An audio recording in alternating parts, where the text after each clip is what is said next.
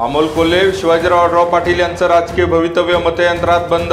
शिरूरच्या आखाड्यात कोण बाजी मारणार? तर्कवितर्कांना उधाण. आता उत्सुकता निकालाची. 4 जून पर्यंत फक्त चर्चा. मतदारांना पैसे वाटल्याचे व्हिडिओ सोशल मीडियावर व्हायरल. निवडणूक आयोग सत्यता पडताळून पाहणार. महाविकास आघाडीचे उमेदवार अमोल कोल्हेंची निवडणूक आयोगाकडे तक्रार. पराभव डोळ्यासमोर दिसल्याने सत्ताधाऱ्यांकडून पैसे वाटण्याची वेळ. सत्ताधाऱ्यांचे कार्यकर्ते प्रचार साहित्यासह मतदान केंद्रात. आचारसंहिता भंगाची इलेक्शन कमिशनकडे तक्रार. प्रशासनाच्या हलगर्जीपणाची कोल्हेंनी केली नाराजी व्यक्त. माजी खासदार शिवाजीराव पाटील यांनी बजावला सहकुटुंब मतदानाचा हक्क. अमोल कोल्हेंनी रांगेत उभे राहून केले मतदान. शिरूर मतदारसंघात सर्वात कमी मताचा टक्का. नमस्कार, आपण पाहतात खेड टाइम्स. आजच्या बुलेटिनमध्ये आपले स्वागत. आता पाहूया सविस्तर वृत्त. 18व्या लोकसभा निवडणुकीच्या 4थ्या टप्प्यासाठी सोमवारी मतदान झालं. नंदुरबार, जळगाव, रावेर, जालना, औरंगाबाद, मावळ, पुणे, शिरूर, अहमदनगर, शिर्डी आणि बीड अशा 11 लोकसभा मतदारसंघात मतदान करण्यात आलं. पुणे जिल्ह्यातील शिरूर, मावळ आणि पुणे लोकसभेसाठी सकाळी 7 ते सायंकाळी 6 वाजेपर्यंत मतदान झालं. शिरूर लोकसभा मतदारसंघात राजगुरुनगर येथील बूथवर बोगस मतदान झाल्याची तक्रार आली. त्यानंतर निवडणूक विभागाने तक्रारीच्या शंकेचं निरसन केलं. याशिवाय मतदारसंघात पैसे वाटप होत असल्याचे व्हिडिओ सोशल मीडियावर व्हायरल झाले. आता ते व्हिडिओ सत्य आहेत की नाही याबाबत निवडणूक आयोग पडताळणी करणार आहे. राज्यात सायंकाळी 5 वाजेपर्यंत सरासरी 52.49% मतदान झालं. त्यामुळे शिरूर लोकसभा मतदारसंघात सर्वाधिक कमी म्हणजे 43.49% मतदान झालं. शिरूर लोकसभेसाठी एकूण 32 उमेदवार रिंगणात होते. मात्र त्यापैकी महायुतीचे उमेदवार शिवाजीराव पाटील आणि महाआघाडीचे उमेदवार अमोल कोल्हे यांच्यात प्रमुख लढत झाली. सोमवारी झालेल्या मतदानानंतर आता मतमोजणीकडे लक्ष लागले आहे. त्यामुळे आता मतमोजणी होईपर्यंत मतदारसंघात कार्यकर्ते आणि पदाधिकाऱ्यांमध्ये कोण बाजी मारणार ही चर्चा रंगणार आहे.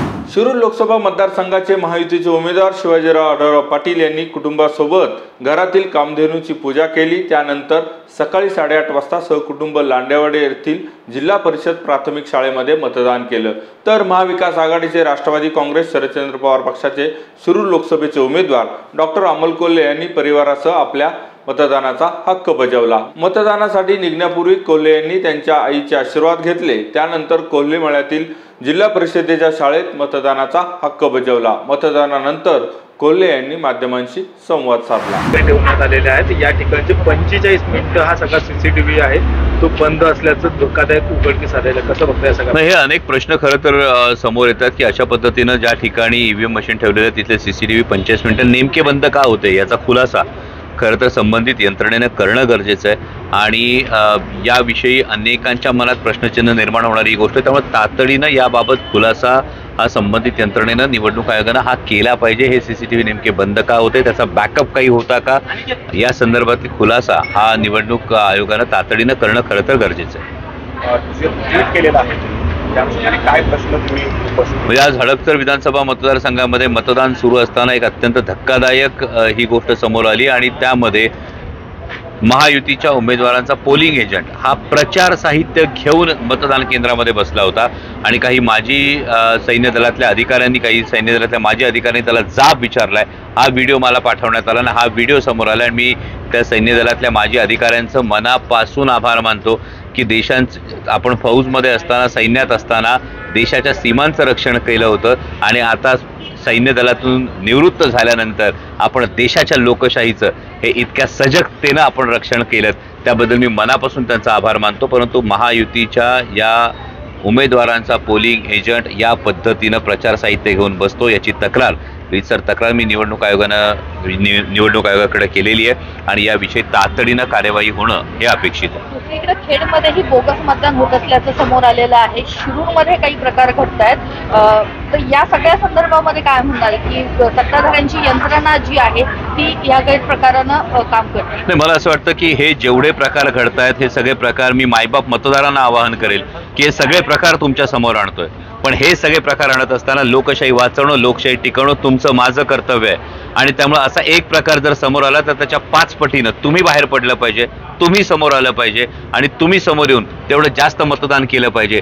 जेव्हा चांगलं आणि वाईट या 2 प्रकारचा संघर्ष सुरू असतो तेव्हा वाईट एक जर असेल तर चांगलं 5 आलं तर ते चांगलं हे वाईटाला झाकतं आणि चांगुलपणाचा कायम विजय होतो. बातमी आहे आळंदीतील चोरीची. हडपसर आळंदी बस प्रवासात अंगणवाडी सेविकेचे अंदाजे 10 तोळे सोन्याचे दागिने चोरट्यांनी लांबवले. 10 मे रोजी सकाळी 10:30 ते दुपारी 12:30च्या दरम्यान हा प्रकार घडला.